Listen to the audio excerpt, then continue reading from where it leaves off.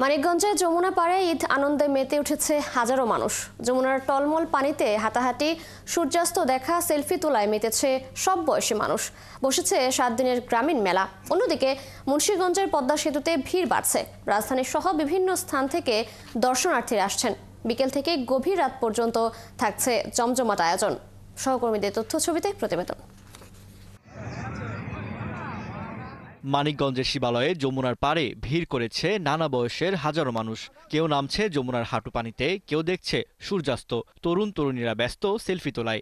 যমুনার পার হয়ে উঠেছে আনন্দ আর মিলন মেলায়। ঈদের পরবর্তী সময়ে মেলাটা অনেক জমজমাট। ফার্স্ট টাইমে আসলাম, ভালোই লাগছে। আজকে খুব পরিবেশটা অনেক ভালো, বাতাস আছে খুব। সবাই মিলে ঘুরতেছি ঈদের আনন্দ সাথে।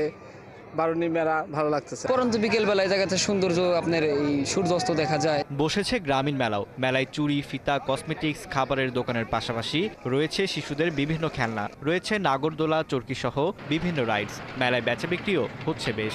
চুড়ি কিনবো, হাতে গলার সেট কিনবো, বাবার জন্য পুতুল কিনবো, এই তো খেলনা কিনবো। কাঁচের চুড়ি বেশি, সিটি কল বেশি, তারপর স্টিলের চুড়ি বেশি। এখন তো লোকজন একটু বেশি, আগে তো লোকজন কম ছিল। এখন আশা করা যাচ্ছে বেচাকেনি বেশি হবে আর কি। অন্যদিকে ঈদ আনন্দ উপভোগ করতে মাওয়াই পদ্মার পারে ভিড় জমিয়েছে রাজধানী সহ বিভিন্ন এলাকার মানুষ। শিমুলিয়া ঘাটের রেস্টুরেন্টগুলোতে সময় কাটাচ্ছেন তারা। কি পরিমাণ মানুষের ঢল এখানে, সবাই কিন্তু স্থানীয় জনগণ। ছবি তোলার জন্য বেস্ট একটা জায়গা।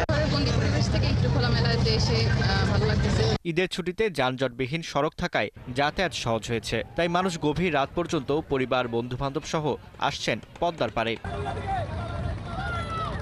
ফারদিন নীরব, ৭১।